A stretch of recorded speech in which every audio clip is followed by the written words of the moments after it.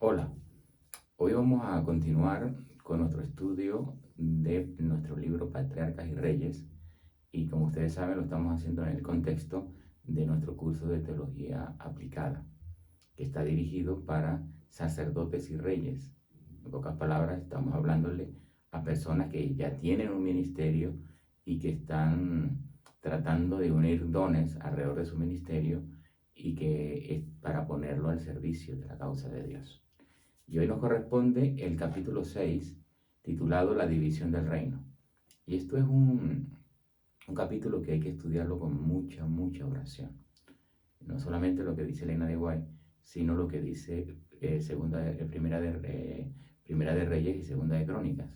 Porque en ese relato de la revelación de Dios, vamos a encontrar las claves y el secreto para enfrentar este problema, que es uno de los problemas más graves que puede enfrentar un líder.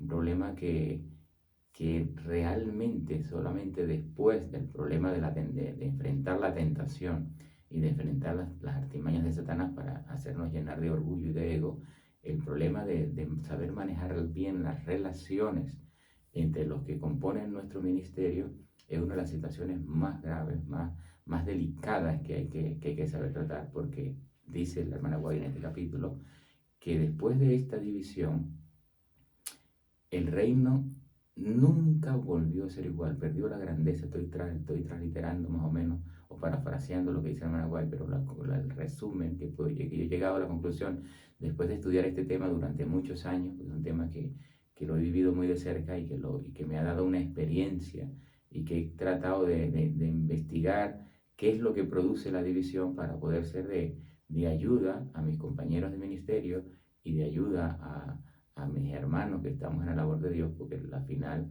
todos queremos hacer las cosas lo mejor para Dios. Entonces, es un tema que hay que estudiarlo mucho y hay que estudiarlo con mucha oración, porque a la final, cuando ocurre, se pierde la gloria. Se pierde la gloria del reino, ahí se afecta, todas las partes quedan afectadas, porque de una división nunca se sale bien. La única división que salen bien son las divisiones para crecimiento.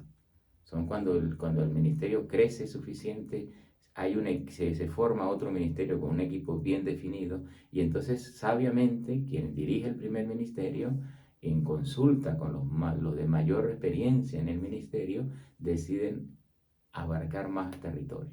Dice, mira, vamos a dividirnos porque vamos a ensanchar nuestras cuerdas, vamos a ir a conquistar nuevos territorios y entonces ya sea territorios en cuanto a trabajo o territorio físico, vamos a irnos a un sitio a seguir predicando el Evangelio. Esa es la única división que puede venir incluso por diferencias.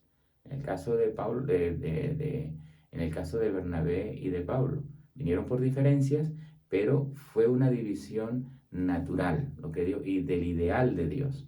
Y esa división fue para crecimiento y para predicación del Evangelio, porque eran dos visiones del mismo trabajo, pero unidos por la misma verdad. Entonces, las divisiones, cuando se hacen de manera orgánica, de manera natural, son beneficiosas, aunque a veces surjan de una situación de diferencia de opinión. Pero sobre todo, las que hacen más daño son las divisiones administrativas, que a veces terminan siendo divisiones doctrinales. Entonces, a eso es que queremos poner un poco el foco, tratar de contar algunos principios. No podré decir todo porque estamos hablando en un contexto de liderazgo, pequeños liderazgos, no estamos hablando en un concepto de grandes ministerios, de grandes instituciones, de grandes iglesias. Yo no quiero resolver los problemas de ninguna corporación religiosa. Este curso está dirigido a individuos, ministerios que están formando ministerios pequeños para la predicación. Así que yo no pretendo establecer cátedra con respecto a la solución de problemas de las grandes corporaciones religiosas. No es mi, no es, podría dar mi opinión en algo, pero no es el momento para darla. ¿Ok? Entonces vamos a entrar en contexto. El capítulo comienza hablando, centrándonos en Primera de Reyes 11:43. Ese es el contexto clave. ¿Cuál es el contexto clave? Que dice que durmió Salomón con sus padres y fue sepultado en la ciudad de David su padre y reinó en su lugar su hijo Roboam. Entonces, el contexto es, muerto Salomón, el reino tiene que continuar, porque no podemos aferrarnos al pasado. Cada etapa tiene un líder, Dios tiene un hombre para cada labor, para cada trabajo, y en este caso el hombre elegido era Roboam, el hijo de Salomón. Salomón ya le había entregado, Salomón lo había introducido en el reino, pero no podemos evitar las consecuencias del pasado. O sea, somos presas del pasado, porque en el pasado las cosas que ocurren por ley de causa y efecto, toda causa tiene un efecto. Entonces, la apostasía de Salomón, Dios la había delimitado, la había sentenciado a que como consecuencia de esa apostasía de Salomón venía una división del reino. La primera característica. ¿Qué es lo que causa estas divisiones traumáticas en los ministerios? La apostasía. Primera causa es la apostasía. ¿Por qué? Porque la alianza de Salomón con Egipto fue lo que comenzó su debacle y su abandono de la sabiduría de Dios. Cuando comenzó esa alianza con Egipto, que Egipto en la profecía, como lo he dicho en otras oportunidades, es símbolo del ateísmo, y el ateísmo lo hemos tenido luchando contra el pueblo de Dios desde el punto de vista político y desde el punto de vista ideológico, lo hemos tenido luchando durante toda la historia del cristianismo, el arma preferida de Satanás. Entonces el ateísmo, inclusive lo tenemos hoy, y lo tenemos hoy produciendo en los ministerios cristianos, produciendo divisiones. ¿Por qué? Porque el ateísmo rompe con todo lo que es de Dios. El ateísmo, que es el origen del ateísmo y el causante del ateísmo es Satanás. El ateísmo es el negar a Dios y poner al hombre por encima de Dios. En ese momento, desde el Edén, viene contradiciendo todo lo que Dios dice. Dios dijo, si pecares morirás. Satanás dijo, no moriréis. Y de ahí en adelante esa ideología ha ido creciendo a través del espiritismo, que se mezcla con parte de cristianismo y se forma cosas tan tremendas como el catolicismo, y luego las influencias paganas que tenemos ahora del hinduismo, todas las religiones orientales mezcladas con cristianismo, el jesuitismo.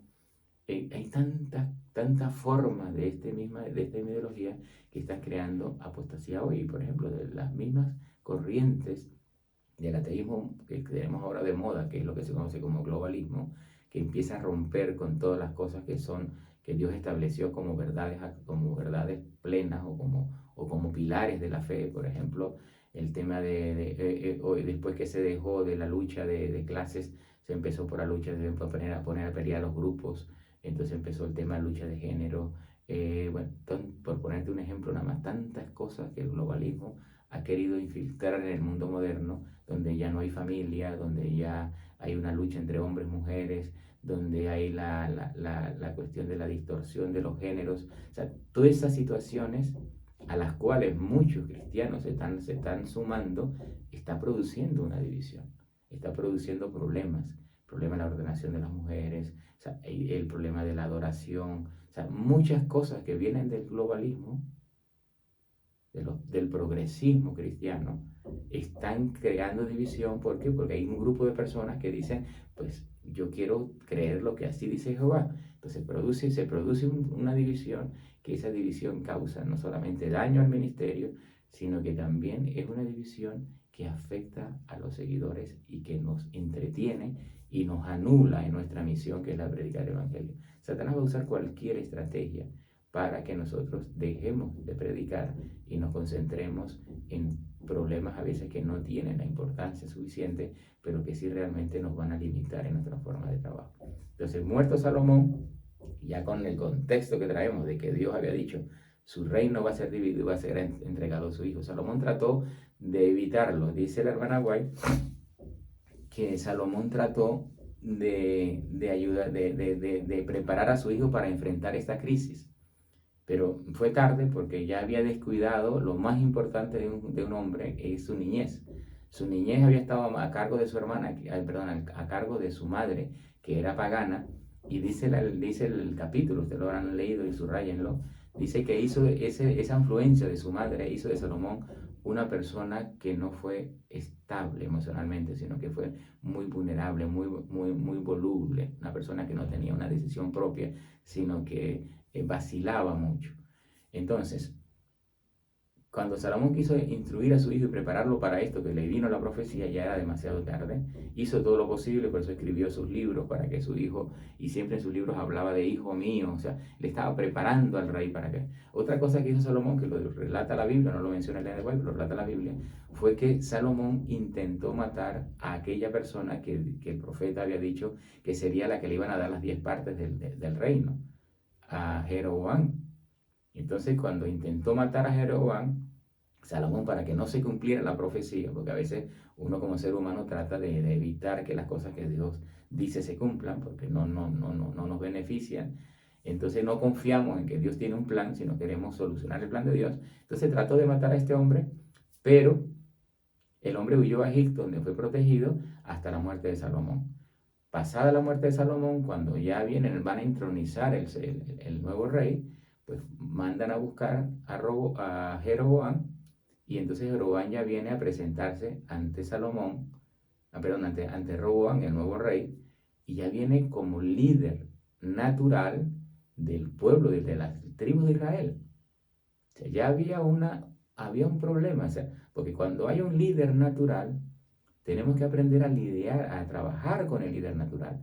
Y cuando ya el pueblo normalmente tiene un líder natural, hay que respetar ese líder natural. Y además ese líder natural, cuando viene de parte de la voluntad de Dios, cuando Dios lo ha elegido, tenemos que reconocerlo. Entonces, la causa originaria de las divisiones siempre es la apostasía. Y la apostasía lleva a la parte de la coacción de la libertad y del respeto a los dones. La primera, vamos a ver que hubo una coacción a la libertad y también que hubo un irrespeto a los dones. O sea, tú tienes que respetar los dones naturales de las personas. Y Jeroboam era un líder natural, al cual Dios había elegido para darle un trozo del reino, y si Dios lo eligió porque tenía dones y tenía conocimiento y tenía capacidades suficientes para ser rey, porque Dios es el que quita y pone reyes. Entonces, si Dios lo eligió y lo eligió directamente, no fue que, sino hay un profeta que se presenta y le dice, eso tenía que reconocerse. Cuando no se reconoce ni el trabajo, porque había sido un líder, en la época de Salomón había sido un líder, se le había dicho que era, ahí lo dice, lo cita la Biblia, vamos a ver cómo lo dice, le dijo que era un hombre forzado y valiente. Pero bueno, lo interesante es que este hombre había cumplido, era un hombre valiente, era un hombre de trabajo, un hombre luchador, y por esas características Dios lo eligió ya que había que separar el reino, para darle una parte del reino. Pues Roboam no reconoció ese talento natural, ese don natural y ese llamado de Dios, porque Dios es el que aprueba los llamados. Entonces, cuando se presentan en Siquén, va Roboam a recibir la aceptación o el reconocimiento como rey de todo el reino, y ahí se presentan, en ese grupo venía Jeroboam. Y entonces, sí, que dice el párrafo de la página 64, párrafo 2, entre los presentes se encontraba Jeroboam, hijo de Nabat, el mismo Jeroboam que durante el reino de Salomón había sido conocido como valiente y esforzado, y a quien el profeta sinoíta Ahías había dado el mensaje sorprendente. La hermana dice, dio un mensaje sorprendente porque nos cuesta entender a nosotros cómo Dios divide su reino, o cómo Dios interviene en la división del reino. Pero si vemos bien, vamos a descubrir cuáles son por qué Dios lo tuvo que hacer. Dice aquí, fue el mensaje que le dieron a Jeroboam, he aquí yo rompo el reino de la mano de Salomón y te daré a ti 10 tribus. Entonces el mensajero ya le había dicho a este hombre había recibido un mensaje directo de Dios, de que él le correspondía parte del reino. Pero él, en vez de llegar a reclamar su reino, el hombre llegó simplemente a negociar con el nuevo rey, porque en realidad él se quería darle una oportunidad a este rey para que tomase una decisión personal. Y entonces la propuesta que le hicieron al rey fue, mira, en la época de tu padre, y aquí lo relata en la página 65, el párrafo 1, dice, las tribus habían sufrido mucho tiempo graves perjuicios bajo las medidas opresivas del gobernante anterior, que era Salomón. Dice, el despilfarro cometido por Salomón durante su apostasía le había inducido a imponer al pueblo contribuciones muy gravosas y a exigirle muchos servicios. Ahí vemos, la apostasía crea una situación de coacción de las libertades, en este caso libertades económicas, pero también la apostasía causa coacción de libertad de conciencia. O sea, las personas no, si en un momento el liderazgo se une al ateísmo y empieza a introducir ciertas cosas, debería dársele libertad a las personas para que permanezcan firmes o fieles a la Biblia y a la que el escrito está sin tantos problemas, porque al fin y al cabo hay un principio que debía privar que debe privar en el cristianismo y que se viene predicando desde la época de la Reforma, que es el principio de la libertad de conciencia. Y que la única doctrina absoluta que hay en el cristianismo es la doctrina de solo Biblia, y que el Espíritu Santo va guiando a las personas a toda la verdad. Pero entonces a veces suele haber consecuencias desde el punto de vista de la libertad cuando empieza con la apostasía, cuando se empiezan con relaciones ilícitas. Entonces, la apostasía, dice la hermana Guay, que trajo como consecuencia la opresión. Y entonces el pueblo quería saber si el nuevo rey quería cambiar, porque normalmente el nuevo rey, nuevos planes, nuevos proyectos, cada persona tiene una forma de ser, y bueno, vamos a preguntarle, antes de reconocerle nuestra fidelidad como rey, vamos a preguntarle qué quiere hacer. Y entonces dice la Maraguay, sigue diciendo, antes de coronar al nuevo gobernante, los dirigentes de la tribu resolvieron averiguar si el hijo de Salomón tenía o no el propósito de aliviar sus cargas. O sea, había un malestar en el pueblo que tiene que ver con libertades, en este caso libertades económicas.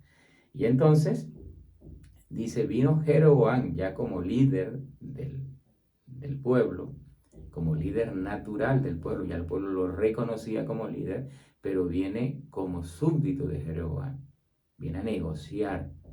Y dice, y todo Israel, y hablaron a Roboam diciendo, tu padre agravó nuestro yugo, afloja tú, pues ahora algo de la dura servidumbre y del grave yugo con que tu padre nos apremió y te serviremos.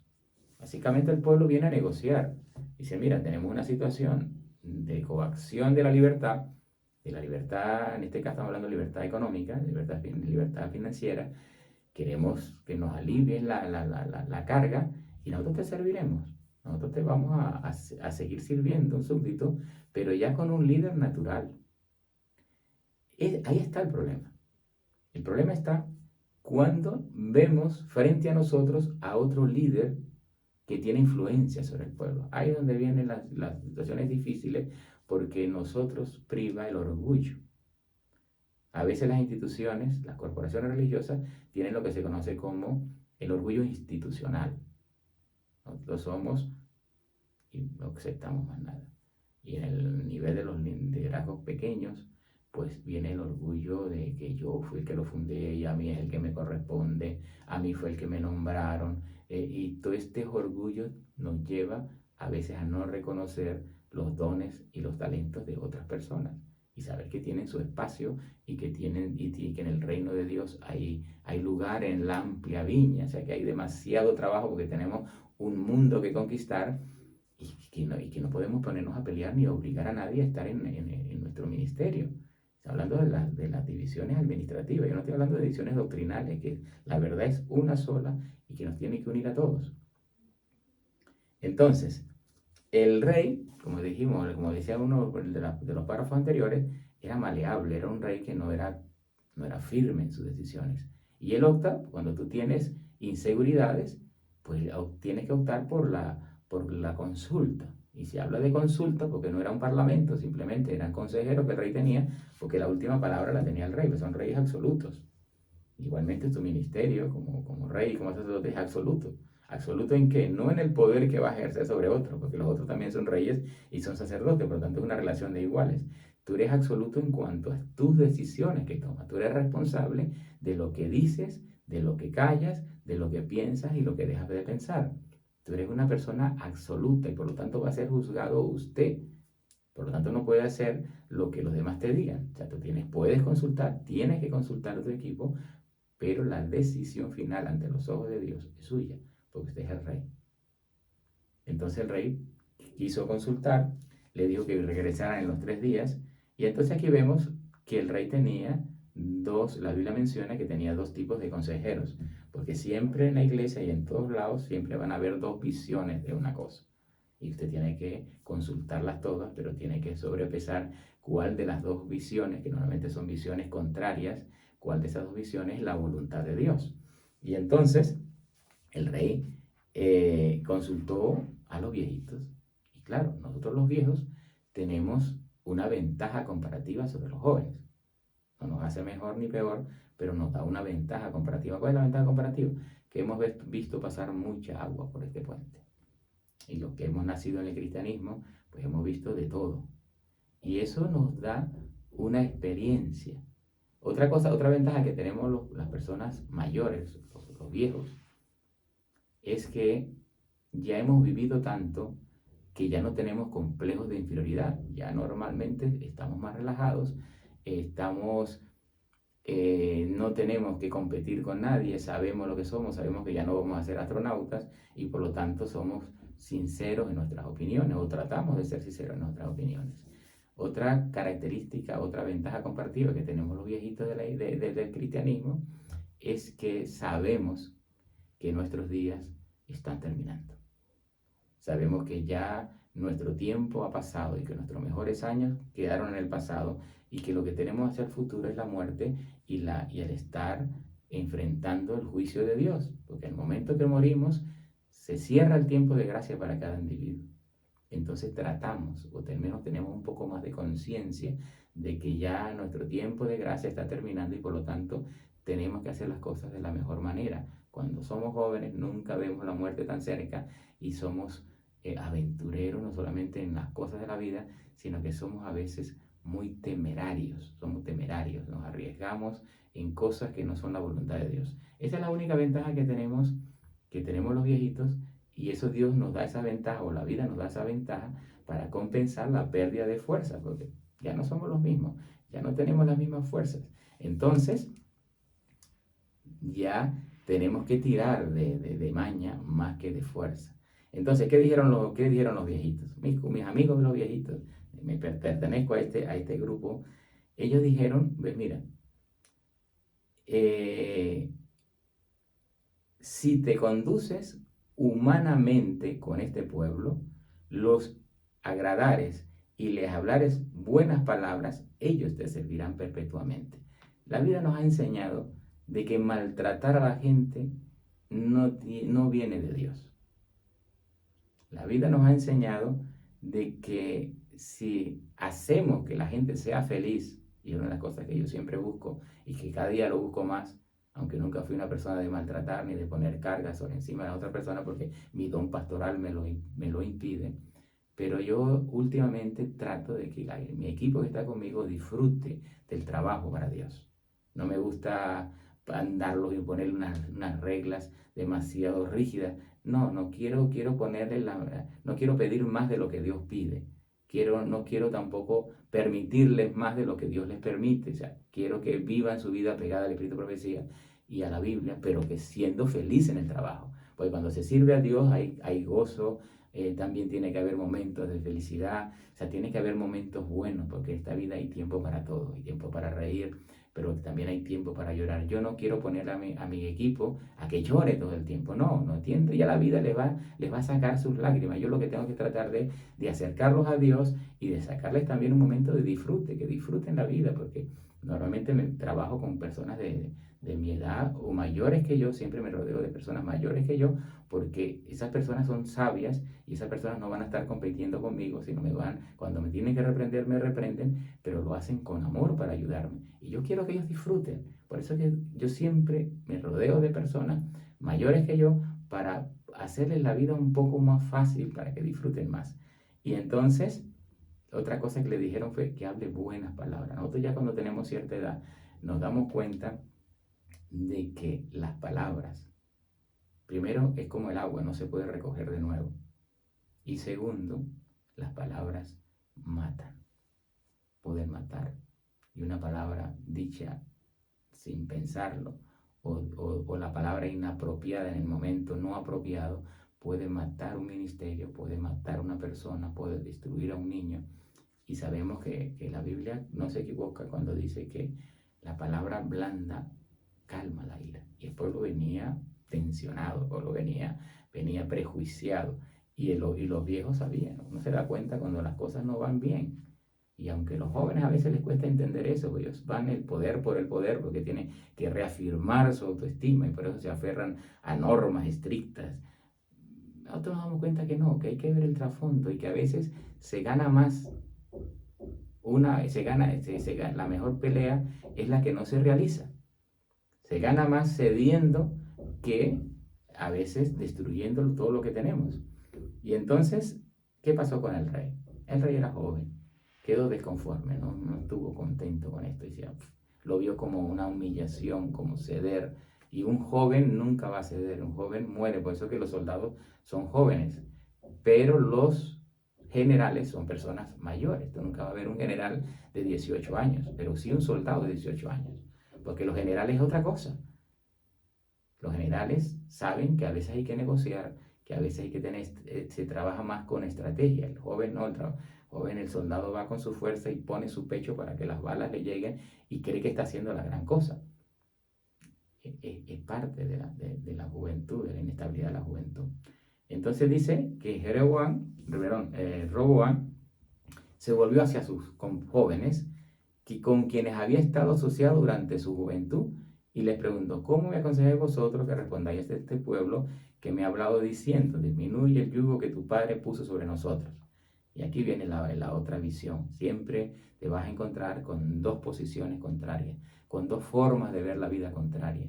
Aquí habla de jóvenes y de viejos con respecto a edad, pero estas dos visiones podríamos hablar de la visión conservadora y la visión en un punto de vista ideológico, la visión conservadora y la visión progresista. Los jóvenes tienden a ser más de la visión progresista. ¿Por qué? Porque y esto lo saben inclusive cuando los jesuitas quisieron ir a hacer la contrarreforma que pidieron: danos los jóvenes, danos los niños y nosotros volveremos de Europa al papado. Porque ellos saben que los jóvenes son maleables, son moldeables y son muy manipulables. Entonces, los jóvenes van a encontrar, ustedes como líderes se van a encontrar siempre dos posiciones. Y usted tiene que ver de esas dos visiones del problema, tienes que ver cuál de esas dos visiones es la voluntad de Dios. Porque a veces los conservadores tienen un problema, una ventaja y una desventaja, y el progresismo también. No es que el progresismo sea malo y los conservadores sean buenos, ni que los conservadores sean malos y los jóvenes sean buenos, no. En cualquier tema, estoy hablando de ordenación de mujeres, estoy hablando del tema de música, siempre van a haber dos visiones. Y usted tiene que ver cuál de las dos visiones es la voluntad de Dios. Porque lo que interesa, lo que importa no es la ideología política. Estamos en los grandes problemas de divisiones que están ocurriendo hoy en las corporaciones religiosas, es por ideología política, es por influencia política. Y no es eso lo que debe primar. Lo que debe primarnos es cuál de las dos visiones es la voluntad de Dios. Y entonces los jóvenes dieron su visión. Los jóvenes aconsejaron que tratara severamente a sus súbditos de su reino y que les hiciera comprender desde el mismo principio que no estaba dispuesta a tolerar oposición alguna a sus deseos. Esa es la visión del progresismo. El progresismo habla de libertad, habla de que buscamos como Satanás en el cielo.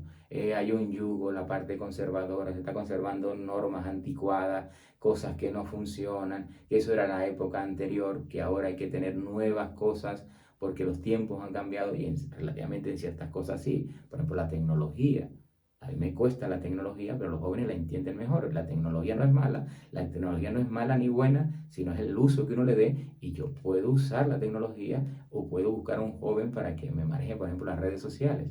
Lo hace mejor que yo, para que me maneje la tecnología. Ahí no está el problema, pero en el problema, por ejemplo, como la música, tenemos que ver cuál es la voluntad de Dios.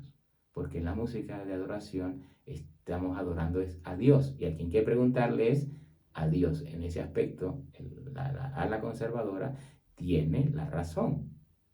En temas de tecnología, yo no puedo ver como ala conservadora y decir, bueno, mira, vamos a conservar como lo hacíamos antes, vamos a usar ni siquiera micrófono, como predicaba Lutero. No, Lutero tenía sus circunstancias y usó las mejores herramientas que tenía en su época. Yo ahora puedo hacer uso de las tecnologías, pero la tecnología no es ni buena ni mala, es el uso que yo le dé.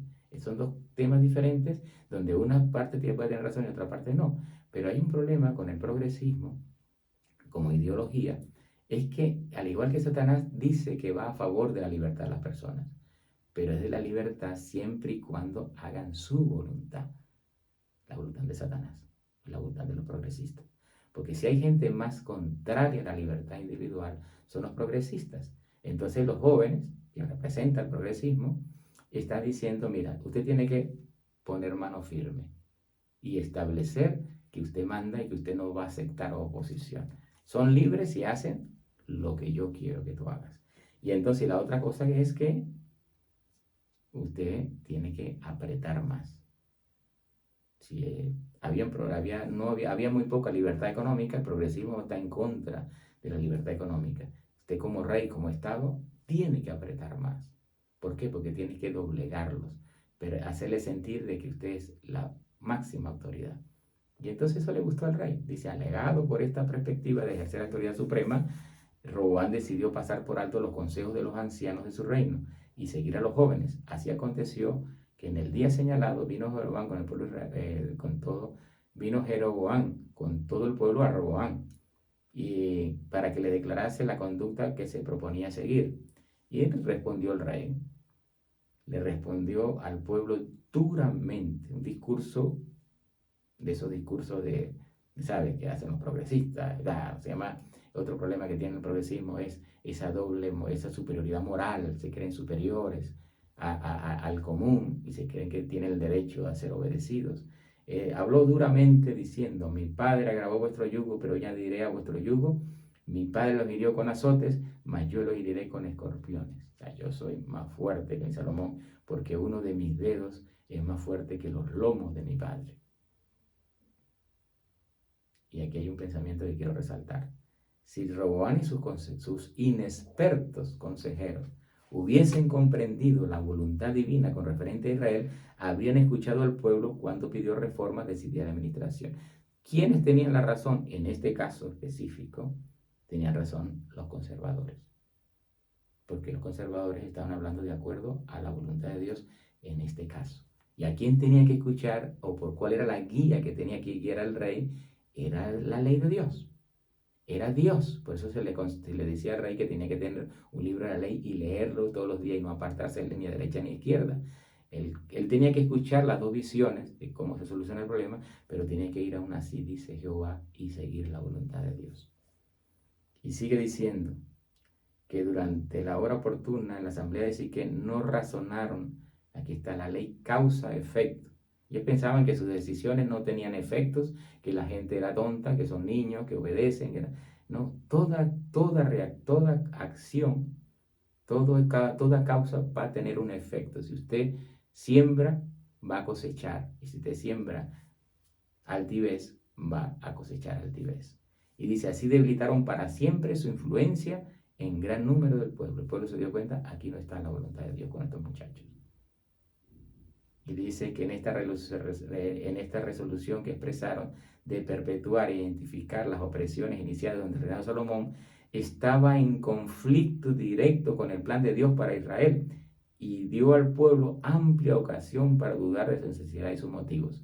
Cuando las corporaciones religiosas se alían al progresismo y empiezan a introducir prácticas que no son la voluntad de Dios, empiezan a crear dudas en sus seguidores. Y eso mismo pasa en los ministerios pequeños, como el tuyo y como el mío, que son pequeños. Cuando usted empieza a hacer cosas que se apartan de la dice Jehová, la gente comienza a dudar, oye, esta persona, ¿será que está con lo correcto?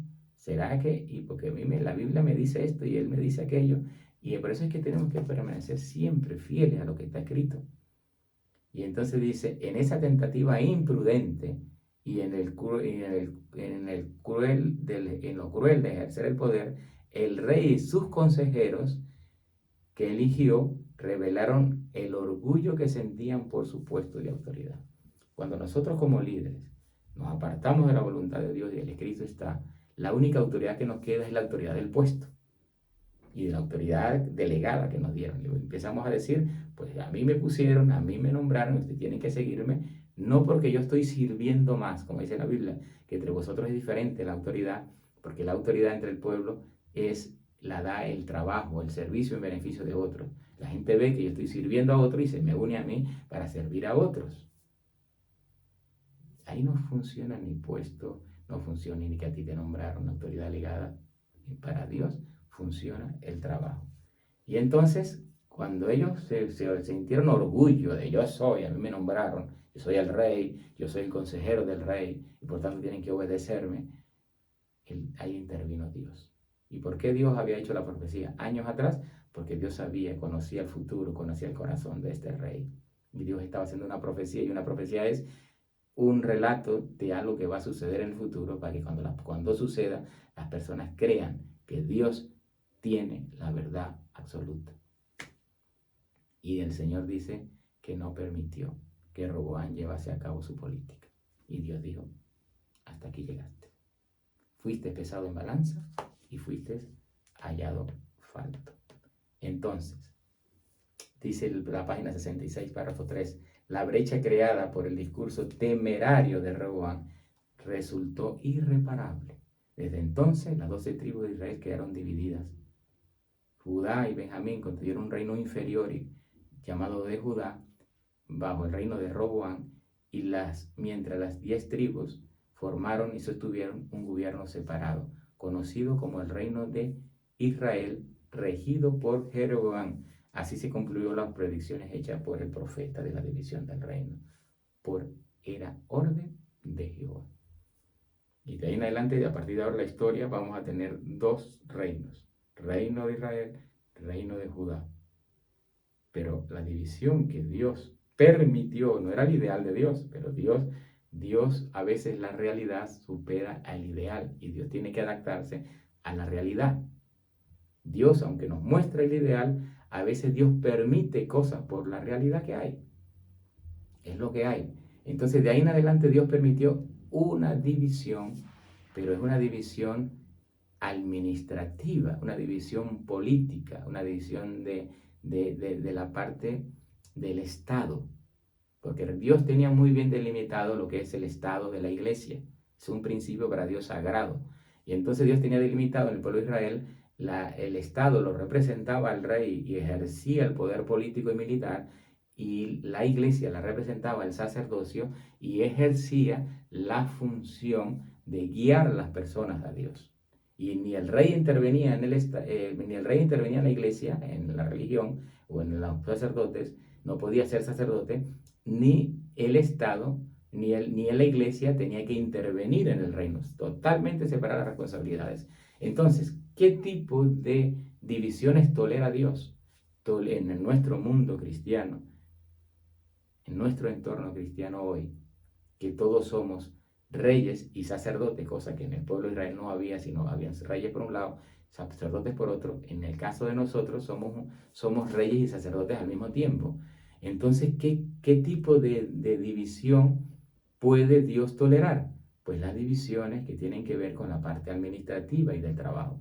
Que yo decía, las ideales son las que se hacen para crecimiento, inclusive aunque surjan por una división como Pablo y Bernabé, o las divisiones cuando ya no pueden estar juntos, porque no pueden estar 2 juntos si no están de acuerdo. Para estar peleando, para estar discutiendo, para estar creando sufrimiento a los seguidores, lo más saludable que Dios permite es que se separen por un tiempo. Inclusive en las relaciones tan íntimas como la pareja, Dios dice que no se neguéis uno al otro, al menos por un corto tiempo, para dedicarse a la oración. ¿Acaso una pareja de esposos y esposa tienen que separarse para orar? No, es que tienen que separarse para orar cuando hay un problema entre ellos. ¿Por qué? Porque los problemas siempre son de 2, y los problemas son porque esos 2 se han apartado de Dios, que es la fuente de la unidad del matrimonio. cordón de tres dobleces no se rompe nunca. Si yo me he separado de Dios, pues y tengo problemas con mi pareja, pues tengo que separarme un momento de mi pareja para no seguir peleando y unirme a Dios en la oración, para que Dios me transforme y cambie mi carácter, y mi esposa si hace lo mismo, después una vez transformado nos podemos volver a estar en armonía. Algo así se puede aplicar acá. Si hay una situación conflictiva, en vez de seguir haciéndonos daños, pues nos vamos a separar por un tiempo para orar y investigar y pedirle a Dios que nos doblegue el orgullo y que nos dé una solución que sea acordada a la santidad. Estoy hablando desde el punto de vista administrativo, desde el punto de vista de labor, desde el punto de vista de trabajo.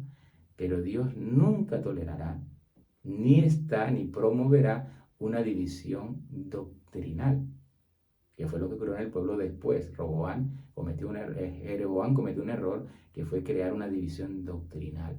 Dios no quiere dividir su verdad, porque Dios es verdad y la verdad es una sola. Cristo es una sola cosa, es un solo con Dios. La deidad es un concepto que no cambia, por lo tanto la doctrina no puede cambiar.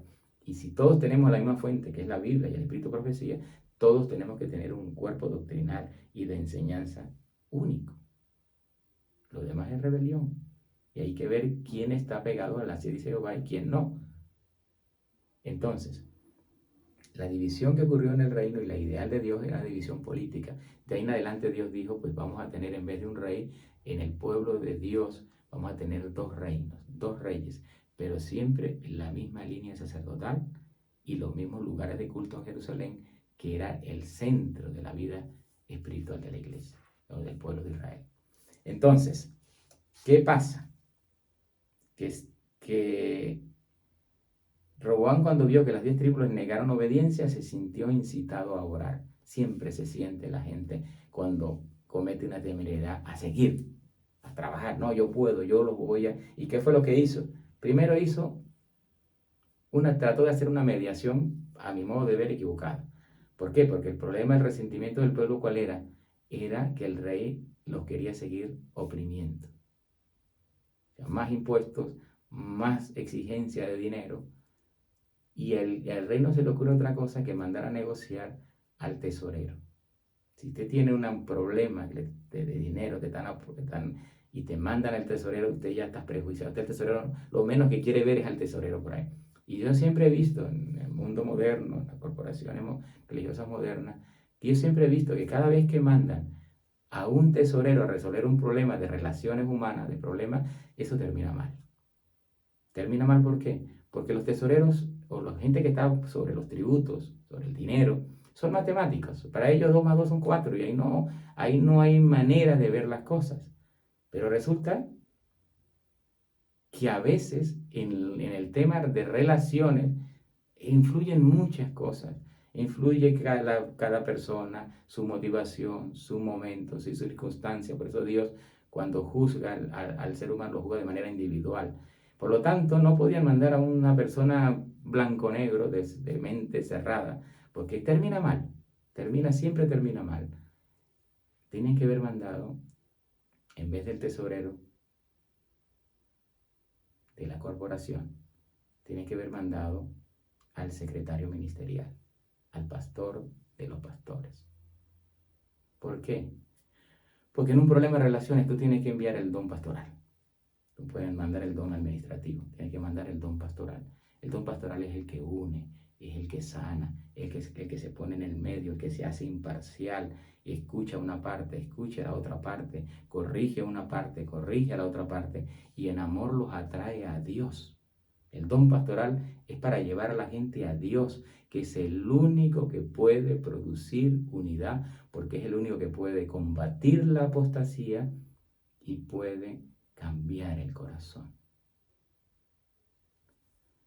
Si te toca hacer algún día resolver un problema en tu ministerio, estoy hablando ya de los ministerios pequeños, te tiene que ejercer una función pastoral, ponerse en el lugar de Cristo, interceder entre los conflictos de tus seguidores y siempre tienen que verte de manera imparcial, con amor, pero con imparcialidad. Cuando tú ves a un pastor trabajando, yo ayer vi un pastor trabajando aquí en mi territorio, uno se siente en paz. uno se siente seguro porque se siente protegido. Y un pastor que se pone en el medio, que abraza a ambas partes, que las entiende, que no forza decisiones, sino que las mueve y les insta a buscar a Dios, es la solución para frenar cualquier tipo de problemas, de división. Satanás va a tratar de ponerlo siempre, pero Dios tiene hombres con este don, y estos hombres los que hay que llamar para estos momentos de conciliación. Entonces, el rey quiso hacerlo, mandó le salió mal porque mandó al hombre equivocado, lo apedrearon, él se monta en el carro, tiene que huir porque si no le cae la piedra a él también, porque la gente tenía los ánimos caldeados, y en los ánimos caldeados tú no puedes mandar a alguien que impulse más o que mueva o que ponga más problemas, porque se va a incendiar Troya. Entonces el hombre huyó. Cuando llegó a Jerusalén, ¿qué hizo? Vamos a la fuerza, porque el hombre quería, la idea como joven era mantener la autoridad, y si no quieren la buena, pues lo hacemos a la mala, y convocó un ejército de 180,000 hombres escogidos para la guerra, para hacer guerra contra la casa de Israel y reducir el reino y unirlos al rey de Roboam, hijo de Salomón. Más que pasó, Dios intervino y les mandó un profeta. Dios siempre va a mandar un hombre a decir la verdad. Y le mandó a decir: habla Roboam, hijo de Salomón, rey de Judá, y a toda la casa de Judá y de Benjamín, y a los demás pueblos, diciendo: así ha dicho Jehová, no vayáis, ni peleéis contra vuestros hermanos, los hijos de Israel. Volveos cada uno a su casa, porque este negocio lo he hecho yo. Y oyeron las palabras de Dios, y volviéronse y fueron conforme a la palabra de Jehová.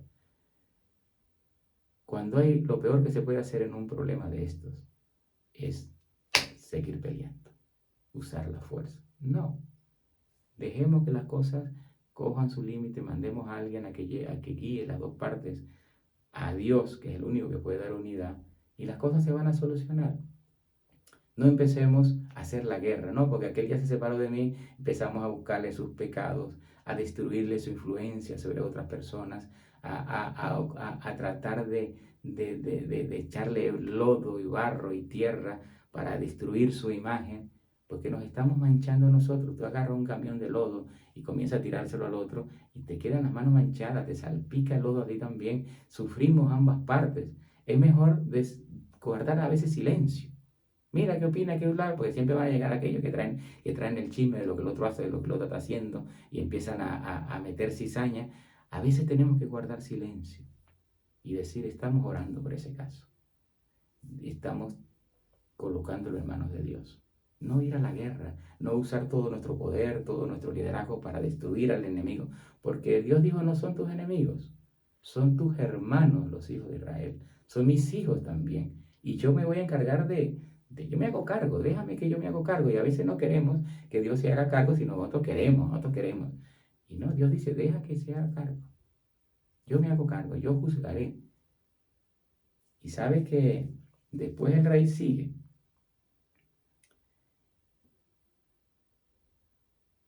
El rey sigue trabajando, y sigue siendo párrafo 67, 3, dice: durante 3 años procuró sacar provecho a Roboam al triste experimento del que inició su reinado, y fue prosperado por su esfuerzo, y edificó ciudades, fortificó, y empezó el hombre a trabajar. Dijo: oye, tengo que ponerme las pilas porque ya perdí la parte del reino, la tengo que mantener a estos. Y como nosotros tenemos una ventaja comparativa, que tenemos el templo, pues nosotros tenemos, entre comillas, tenemos a Dios, porque el templo estaba en el lado de Judá. Y entonces empezó a fortificar, y él dijo: bueno, voy a tratar de trabajar, de poner las cosas, de fortificarme, de prepararme, de que el pueblo vea que estamos mejorando, y porque yo quiero agradar al pueblo. Ahora sí quiero agradar al pueblo. Y entonces dice, quiero leer la última parte de ese párrafo, y subrayenlo, por favor, es la página ya 67, párrafo 4. Dios dice a través de Elena de White, profeta de Dios, lo siguiente: pero el secreto de la prosperidad de Judá durante los primeros reinados de Roboam no estribaba en estas medidas, no estribaba en lo que el rey trabajaba. ¿En cuál estaba el secreto? ¿Cuál era el secreto de la prosperidad de Judá en ese momento? Los 3 años que fue fiel, porque no fue fiel más, fue fiel 3 años. Dice, se debía a que el pueblo reconocía a Dios como gobernante supremo. Y esto lo ponía en un terreno ventajoso a las tribus de Judá y Benjamín. El pueblo seguía a Roboam no porque era buen rey, sino porque era la voluntad de Dios.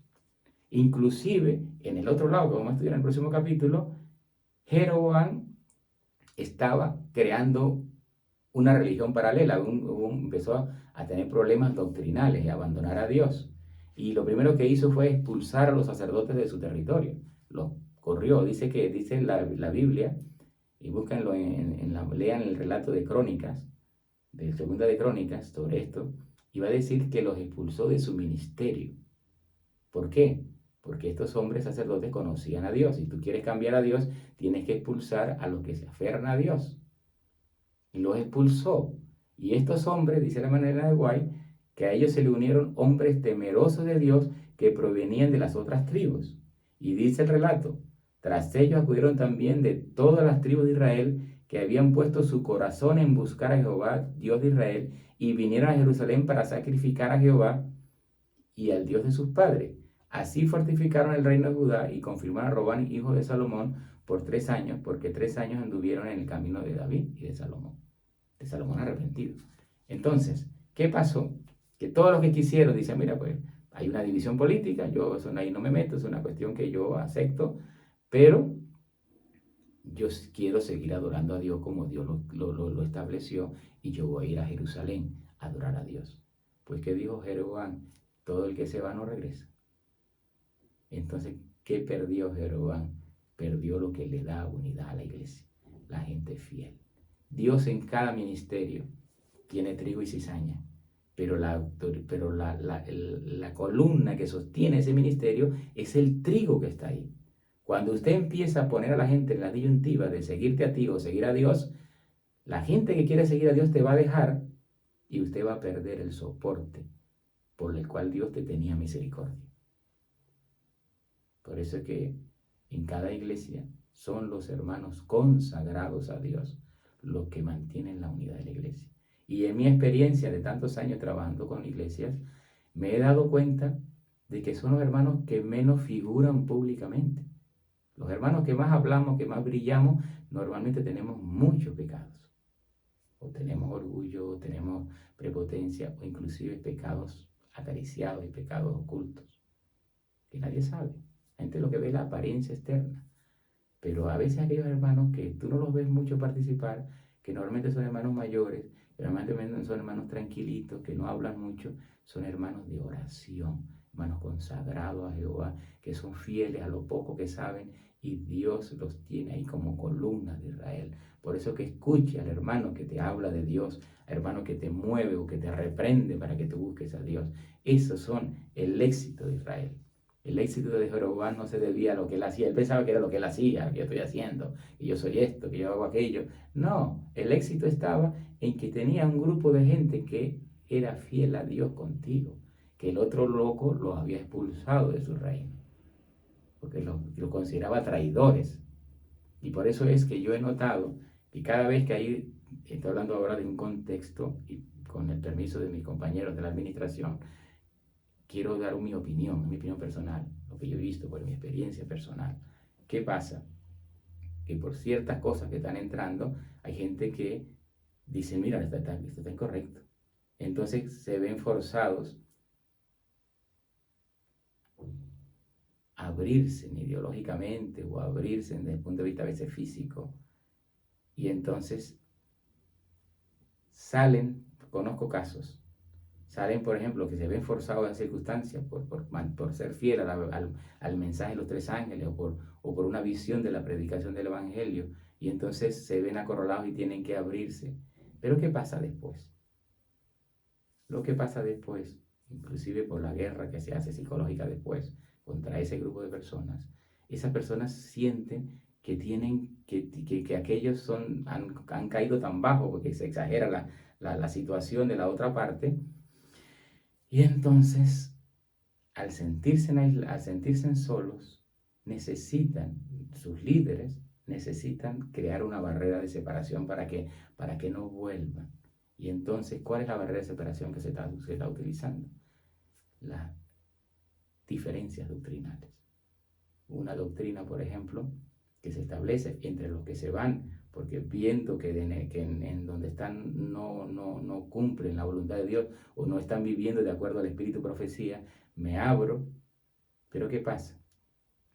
Los que los dirigen les meten una doctrina, porque detrás de eso también está el enemigo, y meten una doctrina para crear una barrera de separación. ¿Y qué es la doctrina? Es paganismo. Normalmente es hinduismo y normalmente es panteísmo. Y es negar la deidad.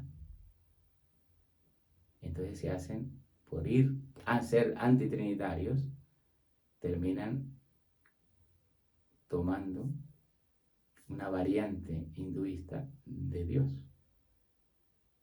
Empiezan a ver a Dios como una energía. Y entonces en ese momento crean una barrera doctrinal y en vez de decirme, aquí no me dejan trabajar, voy a apartarme para poder aplicarme el mensaje del ángel, me voy a apartar un poco porque tengo que seguir con mi misión, no la puedo tal, pero en el momento que usted pone una doctrina, desaparece el deseo misionero. Ya dejan de hacer la obra misionera y como se encuentran con una doctrina que contradice lo escrito está y lo revelado en el espíritu profecía, empezamos a negar el espíritu profecía. Después la siguiente corriente que hemos seguido en donde yo estoy, en el ciclo ideológico que donde yo estoy, que es el adventismo, la siguiente etapa es, empiezan negando la deidad, segundo, o cambiando el concepto que entendemos de deidad, y después terminan siendo sionistas, y finalmente terminan negando el espíritu de profecía.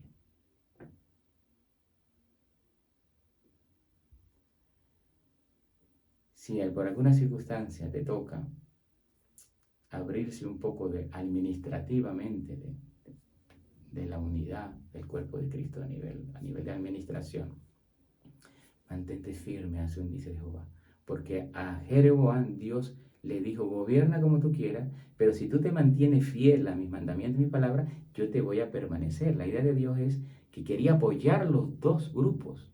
No quería tenerlos enfrentados, peleando y matándolos entre ellos, quería tenerlos separados, pero quería tenerlos separados bajo su voluntad, bajo lo escrito está, sin cambiar la doctrina, sin cambiar nada de eso, pero sobre todo concentrado en la predicación del Evangelio, que es el único objetivo de nosotros los cristianos. No tenemos ningún otro objetivo. Nuestro objetivo tiene que ser predicar el mensaje de los tres ángeles, predicar el juicio investigador y preparar un mundo para la venida de Cristo. La ideal es que lo hagamos de manera corporativa, pero como eso ya casi es imposible, pero sea que usted esté en una circunstancia con un ministerio pequeño, o ya sea que usted sea parte de la corporación grande, porque tengo muchos compañeros que me escuchan y que están en altos cargos de responsabilidad, sea donde usted esté, no nos entretengamos ni con las propuestas del mundo globalista, ni con las propuestas de Satanás en el mundo espiritualista. No, vamos a concentrarnos en lo que dice Jehová para guiar nuestra vida en la doctrina, que la tenemos claramente revelada en la Biblia y en el Espíritu de Profecía, pero sobre todo ocupémonos en la predicación del Evangelio. La salvación del pueblo de Dios en este tiempo estriba en salvar a otros, porque salvando a otros nos salvamos a nosotros mismos. Por eso, mis hermanos, en este capítulo tenemos que, de ambas partes, permanecer aferrados a Dios. Y si surge una división, que sea para crecer, que sea para abarcar territorio. Seamos muy inteligentes cuando veamos que surge un nuevo liderazgo en nuestro ministerio y aprendamos a sembrar. Vamos a sembrar un ministerio. Si yo veo que en mi ministerio somos 10 personas, pero llegamos a ser 20 y de repente Dios preparó un equipo y vemos que hay un equipo ya muy bien definido con todos los dones, vamos a darle territorio. Y vamos a decirle, mira, yo te quiero sembrar, pero no sembrar para que sea un destierro, porque a veces la gente va a pensar, pero mira, si estamos cómodos aquí, usted me está botando para allá, me está desterrando. No, hay que sembrarlos y hacer todo el esfuerzo para que ellos tengan allá todos sus recursos y lleguen a ser mejores que nosotros. Tengan territorio, tengan sitio para reunirse, darles recursos para que ellos desarrollen la visión de ministerio que quieren y de manera que ellos saben que les estamos dando una herencia y no un destierro. Y tratemos siempre de todos aferrarnos al escrito está, de la Biblia y el Espíritu de Profecía. Tratemos de evitar las apostasías que Satanás está introduciéndonos entre nosotros los cristianos, desde adentro de la parte administrativa, desde afuera por la influencia de tanta gente que sale con doctrinas nuevas. Ya se está hablando de la deidad, otros están hablando de la salvación universal para todos, inclusive para Satanás. Hay otra corriente que anda por ahí hablando de que Cristo no murió el viernes, murió el miércoles. O sea, siempre van a haber vientos de doctrina. Pero si nosotros permanecemos fieles al escrito está y ocupados haciendo su obra, vamos no solamente a protegernos, sino que nos va a dar la oportunidad de relacionarnos, porque tenemos que relacionarnos con todos esos movimientos que son pueblo profeso de Dios. No tenemos ningún problema ni están limitándonos. Aquí no venga, no hable con fulano, no escuche a fulano, sino simplemente si tenemos a la gente ocupada trabajando para Dios, la gente va a estar. Dios es el que da la unidad, el que protege a la persona, porque si Jehová no guarda la casa, en vano trabajan los vigías o los que lo están protegiendo. Estoy parafraseando la Biblia. Si Dios no mantiene a los hermanos en la sana doctrina, de nada está que yo como líder, como pastor, empiece a prohibirles que escuche. Pues es una cuestión que usted le prohíbe, mira, no escuche a tal predicador porque tal predicador se apartó de la iglesia. Es decirle, mira mi hermano, vaya a YouTube, busca a fulano de tal y escúchalo. Si usted le dice, vaya, escucha a fulano de tal, no lo va a hacer. Pero si usted le dice, no lo escuche, lo va a hacer. ¿Por qué? Porque hoy tenemos tanta libertad que usted desde su casa puede escuchar lo que quiera, a quien usted quiera y nadie se va a enterar. Así que si hoy día quien tiene que cuidar la sana doctrina en la iglesia es cuando le permitimos al Espíritu Santo guiar a la Biblia y a toda la verdad a los hermanos. Es el Espíritu Santo el que está hoy día pastoreando la iglesia. Nosotros como pastores, como líderes, lo que tenemos simplemente es que darle herramientas al hermano, darle trabajo al hermano, facilitar al hermano que cumpla su ministerio, que sus dones se desarrollen y decirle, dependa de Dios, no dependa de mí, porque usted, su salvación va a depender de Dios. Yo soy para usted simplemente un apoyo. ¿En qué te puedo ayudar?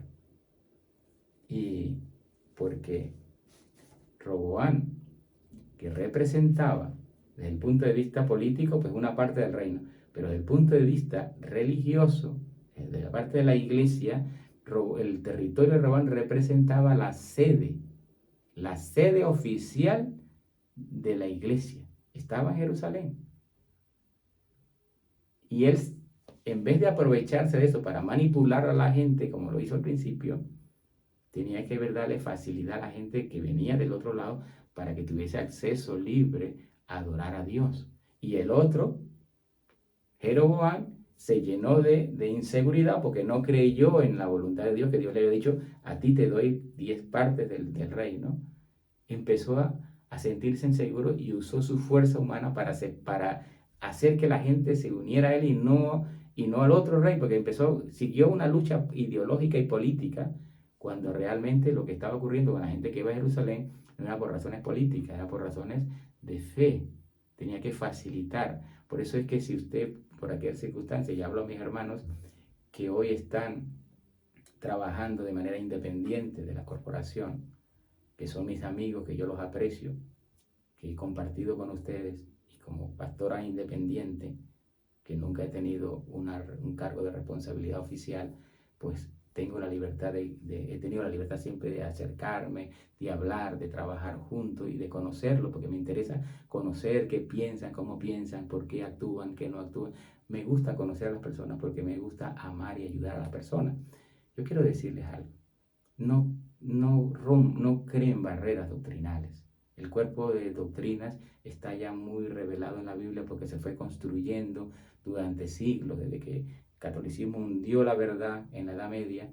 Dios fue poco a poco, a través de hombres como Juan Hus, fue Martín Lutero y grandes héroes de la verdad, fueron descubriendo verdades hasta que eso fue creciendo, porque como La verdad es como la luz de la aurora que va en aumento hasta que el día es pleno. Ese día pleno ocurrió en 1944 más o menos, cuando se juntó cristianos de todas las denominaciones con una verdad presente que era la segunda venida de Cristo, y luego Dios les da la verdad del santuario celestial, del juicio investigador, y entonces ese remanente que quedó de aquel gran chasco quedó al principio tenían dos verdades que los unían, que era la venida de Cristo y la verdad del santuario, pero las demás doctrinas venían de diferentes movimientos. ¿Qué les llevó a ellos? A ser humildes, acudir, orar, trabajar, y entonces junto con la Biblia ir desechando doctrinas que no eran bíblicas. Y por eso decimos que tenemos la verdad. ¿Por qué? Porque fue una selección de todo lo que Dios había revelado en el pasado y que fue probado, que fue tamizado con la palabra de Dios. Eso está, eso no se puede cambiar. Eso ya está claro, ya esas nuevas verdades que están surgiendo es introducción del jesuitismo, que está haciendo una contrarreforma, y que el último trozo que le está quedando, porque ya convenció a los protestantes, el único trozo que le está quedando es el adventismo, y está trabajando aceleradamente para que el adventismo vuelva a Roma, pero no lo logrará, porque está profetizado que de aquí saldrá un remanente a dar el fuerte pregón. Cuando a ti te motiva, así como está haciendo que los dirigentes, por otro lado, te introduzcan cosas que no están de acuerdo a la Biblia, a ti también te está tentando a colocar doctrinas contrarias a la Biblia para separarte de Dios, para entretenerte en discusiones innecesarias, y que usted no haga lo único que tiene que hacer, que es predicar el mensaje del tercer ángel para preparar un mundo para su segunda venida. Yo hago un llamado a todos mis hermanos en este momento. No nos odiemos, no peleemos, vamos a pelear entre nosotros. Dios lo prohíbe, somos hermanos. Y aunque usted encuentre un hermano que tiene una diferencia doctrinal, no lo odie, no lo dañe, simplemente acérquese a él y dígale: mira, no comprendo esto como usted lo está comprendiendo, pero ¿por qué no vamos los dos con un conflicto de los siglos, visitamos a una persona y le regalamos un conflicto de los siglos, le regalamos un camino a Cristo? ¿Por qué no vamos afuera? Dejando nuestras diferencias, nos unimos, tú tienes este talento, yo tengo este talento, ¿y por qué no nos vamos a predicar?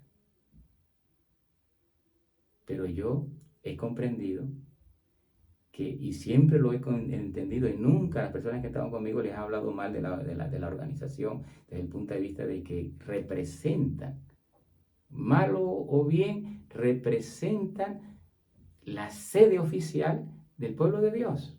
Y eso no se puede cambiar. Todavía Dios no lo ha cambiado, lo cambiará en el momento del gran zarandeo, cuando surja de todos los movimientos, surja un remanente, pero por ahora no.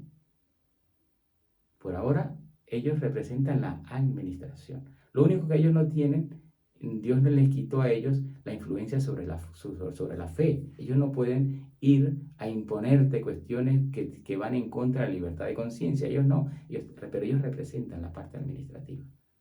Ellos representan, como en el caso de Israel, representan el reino, representan al rey, la parte que está separada del Estado, porque en el caso de nosotros los cristianos y del mundo adventista, hay también separación de iglesia-estado.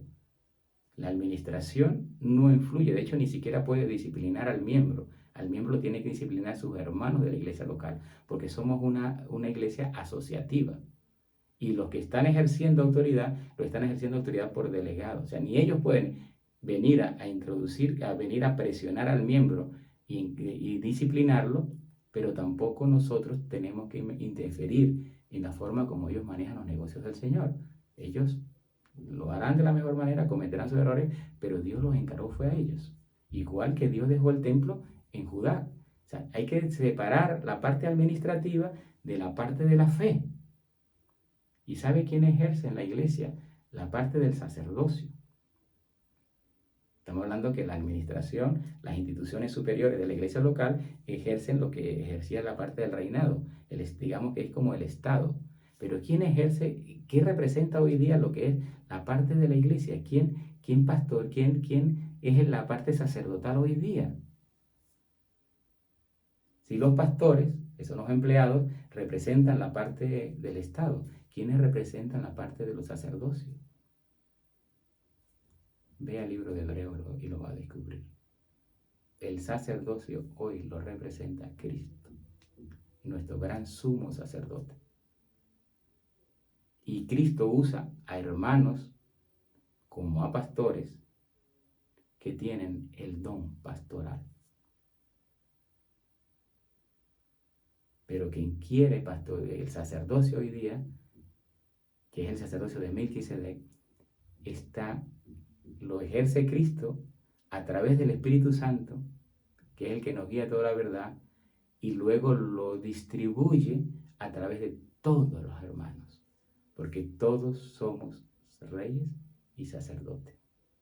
No todos somos parte de la administración, no todos somos parte del Estado, pero en cuestión de fe, todos somos parte del sacerdocio que recibimos de Cristo a través del Espíritu Santo para transformar nuestra vida, para hacer sacrificio por nuestros pecados, para poder ministrar a otros. Si entendemos eso, podremos entender que aunque la administración comete errores, mi salvación depende de Cristo, el cual nunca falla, el cual nunca traicionará, y que yo puedo respetar la parte administrativa, puedo trabajar y contribuir para el beneficio y para que ellos tengan recursos para trabajar, pero que la salvación es individual. Y lo que Dios me manda a mí no es a crear un problema contra ellos, sino Dios me llama a mí a predicar el Evangelio. Junto con ellos si quieren hacerlo. Si ellos no quieren predicar el mensaje del ángel, lo hago yo. Y Dios me mandará un equipo para trabajar. Y Dios me mandará recursos para comprar conflictos de los siglos, para comprar caminos a Cristo, deseado de toda la gente, y salir a trabajar. Porque al final, Dios me da a mí, y es lo que se conoce como el sacerdocio universal de todo creyente. Mi querido hermano, no perdamos el tiempo dándole a Satanás la oportunidad de crear conflictos entre nosotros. Vamos a permitir que el Espíritu Santo nos transforme a todos y vamos a tener amor unos por otros para que nos mantengamos unidos mientras estamos sobre esta tierra, antes que podamos estar en el reino de los cielos. Que el Señor nos bendiga y que el Señor nos ayude a ser causa de unidad y no de división. Nos vemos en el próximo capítulo, hablando de Jeroboam.